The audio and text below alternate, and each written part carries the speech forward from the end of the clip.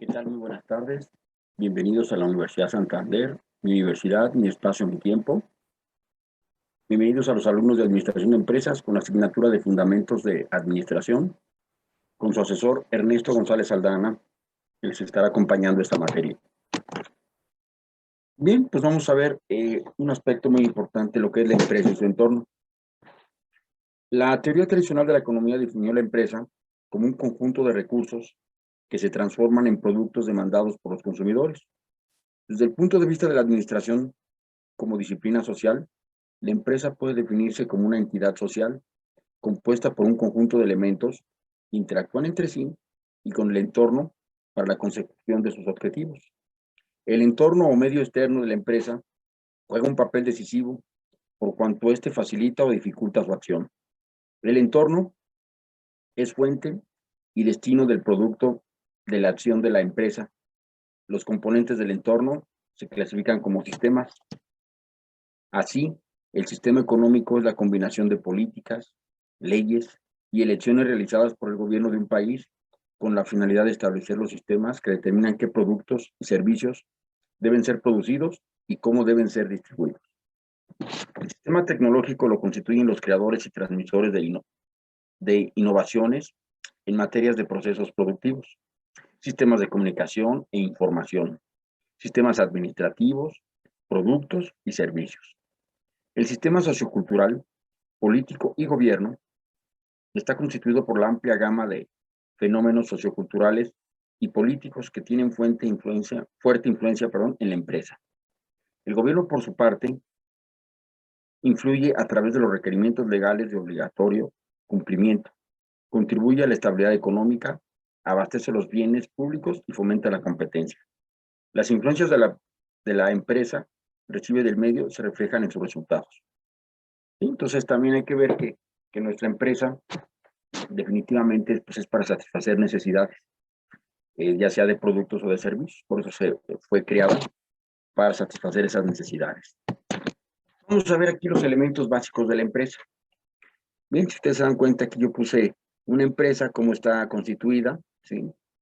Pero aquí los elementos básicos, bueno, en la empresa se requieren diferentes elementos indispensables para su funcionamiento y el logro de sus objetivos, dentro de los cuales se encuentran los elementos materiales, como en este caso pues serían los materiales, edificios, equipo, maquinaria o materias primas, que son los insumos que se transformarán en productos terminados. Por ejemplo, madera, leche, cuero, trigo, algodón, etcétera, dependiendo a lo que hagamos. Si hacemos muebles de madera, pues obviamente los insumos o la materia prima pues será la madera. Vamos a ver también el material directo, el material indirecto. Son materiales necesarios para la producción, aunque no formen parte del producto, como aceites, combustibles, clavos, etcétera, ¿sí? Que son parte para terminar un producto determinado. Y los productos terminados, dinero, etcétera, etcétera, que cuando ya tenemos nuestro producto determinado se convierte en dinero. Tenemos también los elementos humanos, que son los que gracias a ellos pues, es como funciona cualquier empresa. Por muy moderna que sea, pues siempre va a necesitar de la materia humana, en este caso de los elementos humanos, que son los obreros, supervisores, técnicos, contratistas, directivos, responsables de la fijación de políticas y objetivos generales. ¿Sí? Ya el humano pues siempre va a ser necesario, ¿verdad? Y luego vamos a los elementos técnicos.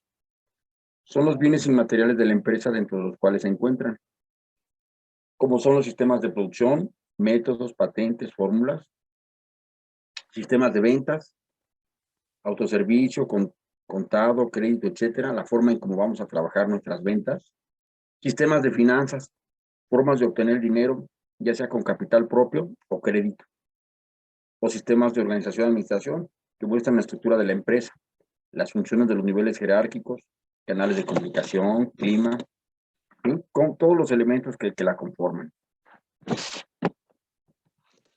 Vamos a hablar ahora lo que es de la empresa, empresario y administrador. Bueno, la empresa. Las empresas tienen su origen en la mentalidad de una persona o un grupo de personas. Acuérdense, cuando es una sociedad anónima, ¿no? Que poseen la capacidad de ver oportunidades de negocios en un entorno socioeconómico. Estas personas son un pilar básico en el proceso de creación de la empresa, en todas las sociedades, y son aquellas que han liderado la generación y desarrollo de empresas exitosas. Son personas que les caracteriza la capacidad de visualizar las oportunidades, tomar decisiones, asumir riesgos, administrar recursos de forma eficiente y con mucha visión de futuro, ¿sí? O sea que las empresas, pues vemos que batallan y todo, más sin embargo, se tiene que tener un objetivo claro para que sigan adelante, ¿no? Y además, que sean necesarias, o sea que el producto o servicio que tengan sea muy necesario, pues, para que sigan en el mercado. Espíritu empresarial. Bueno, aquí en este caso es el conjunto de características culturales de comportamiento individual y colectivo que cumplen un papel fundamental en todo proceso de desarrollo humano y social. Además, se puede reconocer como la fuerza que hace posible la creación de empresas de todo tipo. El espíritu empresarial es la fuerza motora que impulsa al empresario a alcanzar sus propósitos y se manifiesta en el deseo de asumir riesgos y enfrentar retos. Porque recordemos que una empresa, pues, nos puede ir muy bien o nos puede ir muy mal. Recordemos que no es sencillo hacer una empresa pues tiene muchos pros y contras, y más en situaciones económicas como la que vivimos ahorita con la inflación y luego próximamente recesión. Entonces todo esto pues nos va dando otro giro, pero el empresario que siempre tiene su espíritu empresarial podrá enfrentar todo este tipo de retos y sacar adelante la empresa. Y vemos el empresario. ¿Qué es el empresario? Bueno, pues es la persona que goza de y una gran capacidad de trabajo para el logro de objetivos. Además, es una persona que mediante la utilización de recursos y una combinación de esfuerzos realiza actividades lucrativas dirigidas a producir bienes y servicios necesarios para la comunidad. El empresario moderno es ante todo un investigador de la realidad, curioso, creativo y decidido a asumir riesgos. Aquí tomé este autor, el señor Peter Drucker, que dice que el principal trabajo del empresario es la maximización de oportunidades. Por lo tanto, su función básica es determinar qué actividades deben de ser realizadas para tener eficacia, más que el efectuar las actividades bien hechas con eficiencia, que es la labor fundamental de los gerentes, y que los recursos y esfuerzos se deben concentrar más en las oportunidades empresariales que en los problemas gerenciales, ¿sí? O sea que aquí tenemos que saber distinguir y darle polaridad a esto para que siga adelante, porque ahí es donde nosotros a veces damos las toallas, ¿no? Y aquí el empresario no. El empresario busca los retos para salir adelante, ¿no? El concepto de empresario se define como la persona o conjunto de personas capaces de percibir una oportunidad de producción o de servicio y ante esa fórmula libre e independiente crean una decisión de consecución y asignación de recursos naturales, financieros, tecnológicos y humanos necesarios para poner en marcha la empresa, que además de crear valor incremental para la economía, genera trabajo a él y a muchas veces para otros, ¿sí? O sea que aquí es la ventaja de que ellos crean su negocio, sí, pero también dan la oportunidad a mucha gente para que también esa gente pueda salir adelante con ese trabajo. O sea que también generan una fuente de ingreso. Y ahora vamos a ver lo que es el gerente o administrador, porque se dan cuenta, ya vimos el empresario, la empresa, y ahora vamos con el administrador, el gerente o administrador, que es lo que nosotros en esta carrera vemos, porque se está estudiando la carrera de administración de empresas. El gerente o el administrador trabaja y dirige las operaciones de la empresa como una guía que pone en marcha las decisiones del empresario y los inversionistas que tienen la propiedad de la organización. El administrador debe poseer habilidades humanistas, técnicas y conceptuales, siguiendo los lineamientos de la teoría clásica de la administración, propuesta por Henry Fayol, que veremos después. Las habilidades humanistas las debe tener todo el administrador de empresas, por lo que la destreza que demanda la interacción social propia de las organizaciones. Las técnicas se refieren a las destrezas para realizar el conocimiento, los procedimientos y la técnica propia de un campo especializado. La conceptual es necesario para coordinar e integrar todas las actividades e intereses de la organización. En la mayoría de las sociedades modernas, preocupadas por el desarrollo socioeconómico, le ha dado un gran impulso a la actividad empresarial a través de acciones estratégicas de los individuos, el Estado y la sociedad en general, que buscan la renovación permanente de las formas de generación de trabajo productivo. En el campo, en el concepto concurren aspectos involucrados en la generación de empresas productivas como el entorno macro y micro, las leyes, el sistema educativo y otros sistemas socioeconómicos. ¿Sí? Entonces veamos aquí lo interesante, ¿no? Vamos a ver aquí la clasificación o los tipos de empresas. Bueno, pues los tipos de empresas varían según su naturaleza y su composición. Por lo tanto, pueden existir muchos tipos de empresas. Estas se pueden clasificar de muy diversas maneras, de acuerdo a su forma jurídica, su sector económico, por el grado de participación del gobierno, por su tamaño o por el ámbito estatal. Se pueden obtener una tipología con base en aspectos que las distinguen, ¿sí? Aspectos que sean, por ejemplo, públicas, privadas, por el tamaño que sean públicas, privadas o mixtas, ¿sí? Que tengan parte de participación del gobierno y parte de los particulares en una misma empresa. Por su tamaño, pues pueden ser micro, pequeñas, medianas, grandes. Por sector social, pues educativas, agrícolas, industriales, comerciales, etcétera. Por utilidades con o sin ánimos de lucro, porque también vemos que también hay empresas de sociedad civil que ayudan más a integrar a las personas que a ganar dinero. Tenemos también empresas de procesos de transformación, como son la producción de masa de pedidos, procesos continuos, etcétera.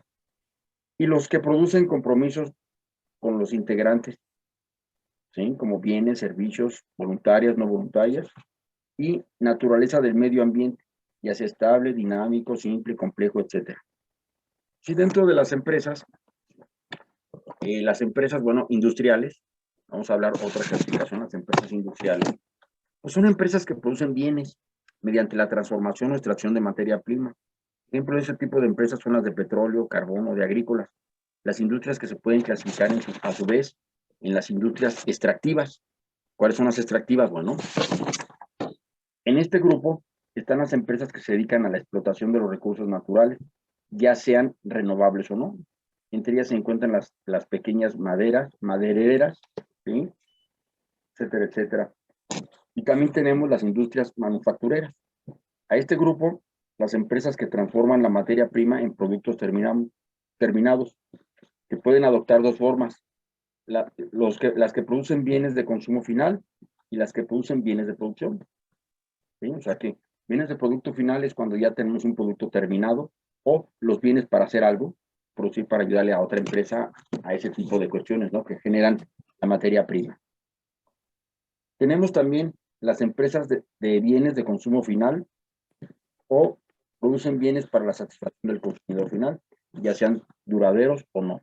Los ejemplos son numerosos entre ellos, y estos son los productos alimenticios, de vestir, aparatos electrónicos, etcétera. Empresas de bienes de producción, que son los bienes producidos que satisfacen la demanda de las industrias de los bienes de consumo final. Entre ellas están las de productos químicos, materiales de construcción, maquinaria, etcétera. Tenemos las empresas de servicios. Como lo dice su nombre, prestan servicios a la comunidad y pueden tener o no fines lucrativos. Las principales son públicas, como es la energía, el gas, comunicaciones, agua, comunicaciones, o transporte, educación o salud, o financieras, turismo, y las privadas, que son varios, pueden ser seguros, asesorías contables, jurídicas, etcétera. Y tenemos otra clasificación más, que son las empresas comerciales. Son empresas intermediarias entre el productor y el consumidor que venden y compran productos terminados y se clasifican en mayoristas, que venden grandes volúmenes en las empresas, los minoristas o detallistas, que venden por unidades o en pequeñas cantidades del consumidor, y los comisionistas, que venden mercancías por comisión. ¿Sí? Entonces aquí vimos hay mucho más diferentes clasificaciones, pero estas son las principales. ¿Sí? Ahora vamos a ver las características generales de la empresa. Bien, pues aquí las características generales de la empresa puede abordarse por tamaño, sectores o fines de la misma. Lo universal es la preponderancia de las pequeñas y medianas empresas, por lo que es pertinente conocer su característica. Sabemos que en México, pues la mayoría de empresas son pequeñas y medianas empresas, ¿sí? Tenemos más de esas empresas, el 80% tenemos de ese tipo de empresas.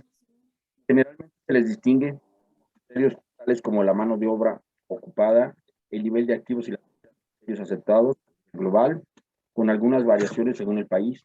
A pesar de esas diferencias, acepta la idea de la pyme que viene siendo las siglas de pequeñas y medianas empresas, que constituyen un núcleo de crecimiento y desarrollo potencial de gran importancia, gracias a las características específicas que posee, de capacidad de ajustarse al mercado, flexibilidad en los costos, en la contratación del personal, entre otras. Las pyme, o sea, las pequeñas y medianas empresas, poseen dos características: poco capital constante y altos niveles de explotación de la fuerza de trabajo, lo cual pueden plantearse como el uso intensivo del factor laboral.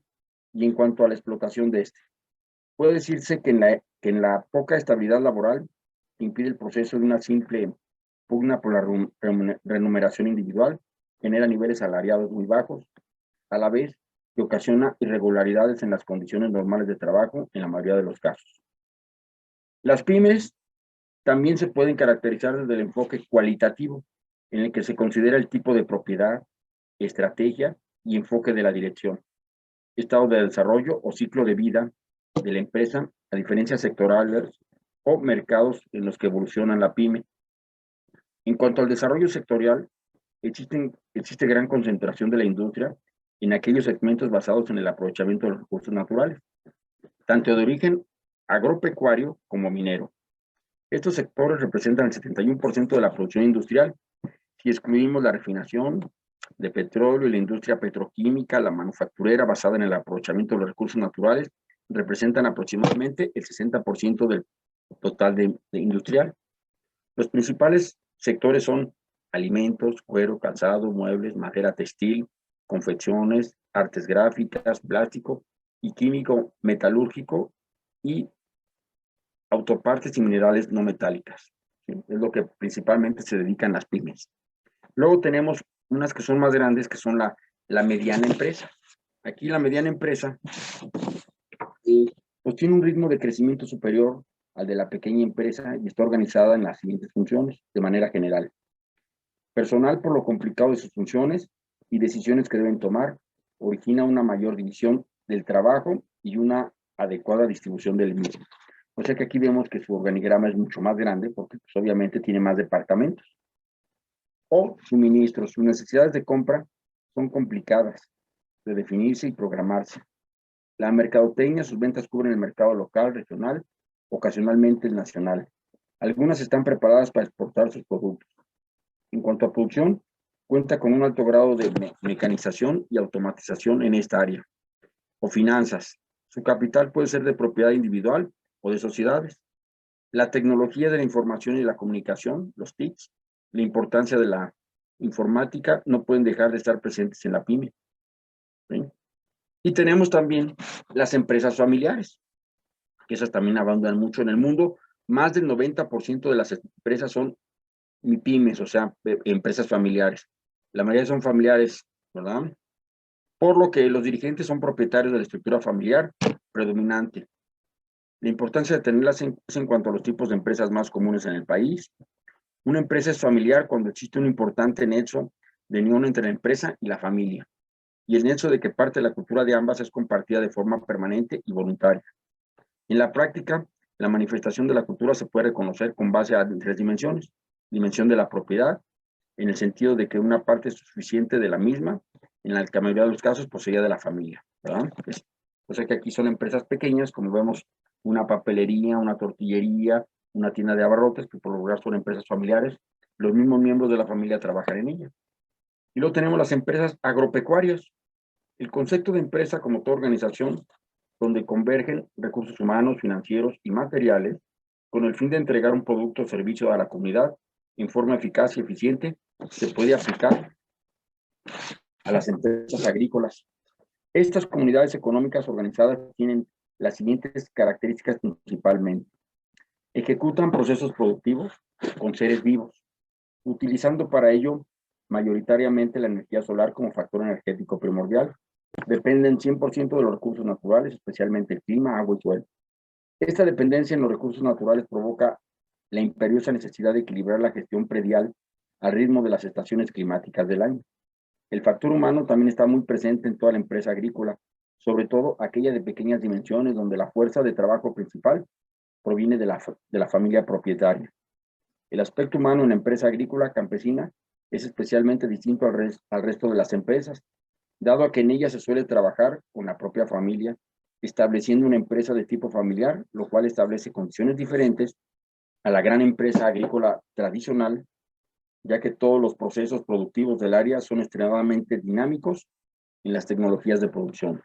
En otros términos, las técnicas de producción van cambiando de forma permanente, obligando al empresario campesino a hacer un esfuerzo constante por ponerse al día con las innovaciones tecnológicas para los diferentes cultivos que explota. Tal vez todas estas condiciones impongan una última. ¿Cuál es la necesidad de permanecer y dedicarse personalmente a la empresa? A lo menos durante el tiempo suficiente como para poder reflexionar en torno a un plan de trabajo, ejecutarlo, controlarlo y evaluarlo periódicamente. ¿Sí? Ese es el problema que tienen las empresas agrícolas. Bien, pues vamos a ver las operaciones de la empresa y sus funciones. Bueno, las operaciones de la empresa constan de 6 funciones básicas. Por mencionar, vamos con la número 1, las funciones técnicas que están relacionadas con la producción de bienes y servicios. La número 2, las funciones comerciales relacionadas con compras, ventas e intercambios. La número 3, funciones financieras relacionadas con la búsqueda y gerencia de capitales. La número 4, las funciones de seguridad relacionadas con la protección y preservación de los bienes y las personas. La número 5, las funciones contables relacionadas con los inventarios, registros, balances, costos y estadísticas. Y la número 6 y última, las administrativas relacionadas con la integración de las otras 5 funciones, las cuales coordinan y sincronizan las demás funciones de la empresa siempre encima de ellas. Bien, pues vamos a ver aquí las funciones administrativas y vamos a hablar de una persona importantísima, un pilar de la administración, que sería en este caso el señor Henry Fayol. ¿Sí? Para Fayol, las funciones administrativas son diferentes a las de dirección, ya que dirigir es conducir la empresa o asegurarse la marcha de las funciones esenciales, mientras que la administración la consideró como un proceso compuesto por los siguientes elementos, o la previsión o planeación, como se conoce actualmente, la define así: prever significa a la vez calcular el porvenir y prepararlo. Prever ya es obrar. Junto con el concepto, Fayol señala la importancia de hacer previsiones mediante un programa de acción con las características generales de unidad, continuidad, flexibilidad y precisión. La organización como elemento de administración definida de la siguiente manera: organizar una empresa es proveerla de todo lo que es útil para su funcionamiento, materias, herramientas, capitales y personal. El concepto de dirección está constituido por el cuerpo social que trata de hacerle funcionar, y que tal es la misión de la dirección para que cada jefe consiste en sacar el mejor partido posible de los agentes que componen su unidad en interés de la empresa.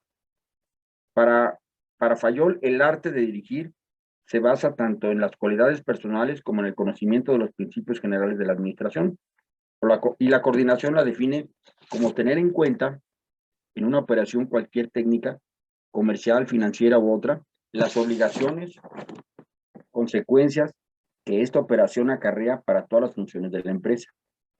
Es, en suma, dar a todas las cosas y a todos los actos las proporciones convenientes, adaptar los medios al fin.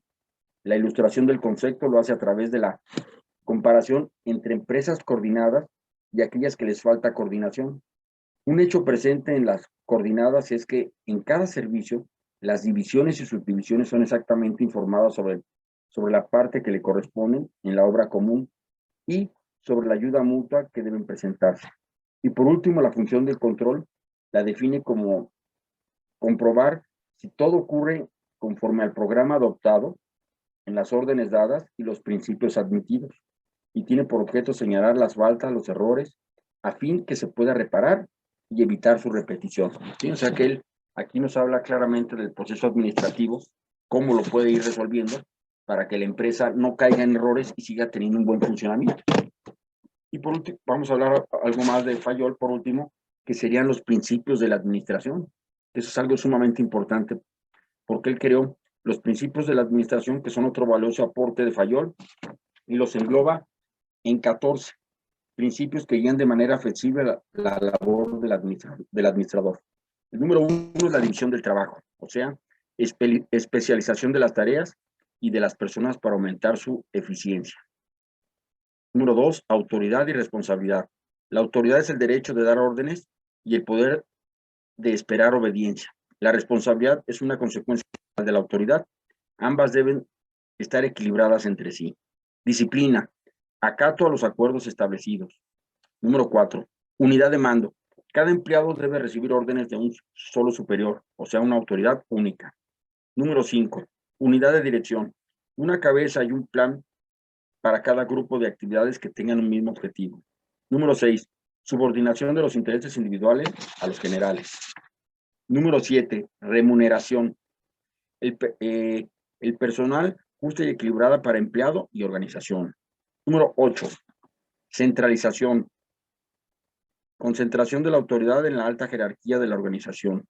9, jerarquía o cadena escalar, principio de mando. 10, orden. Un lugar para cada cosa y cada cosa en su lugar.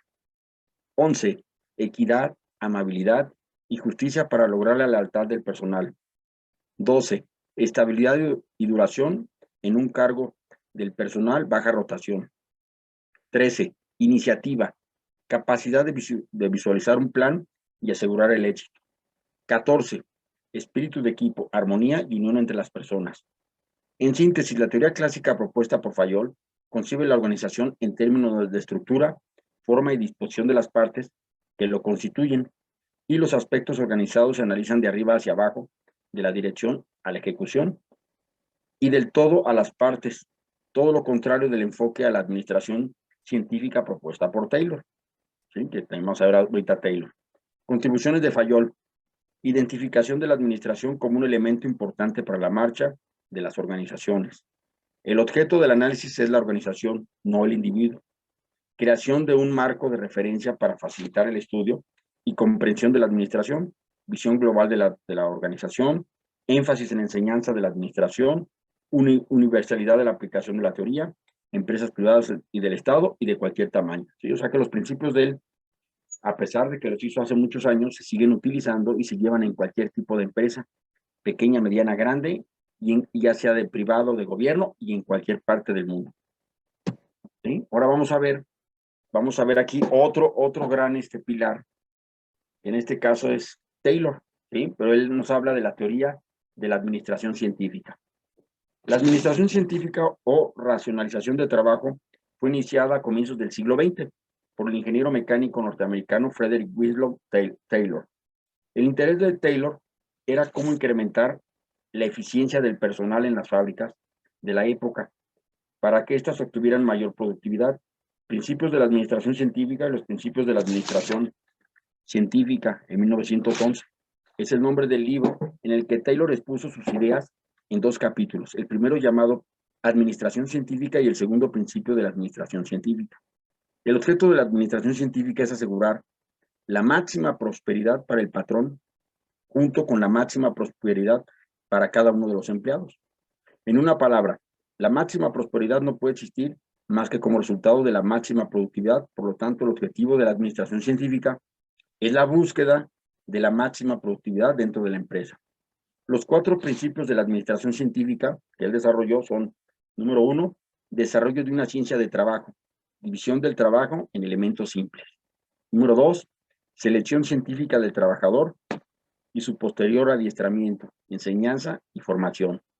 Número 3, colaboración cordial de los patrones con los trabajadores.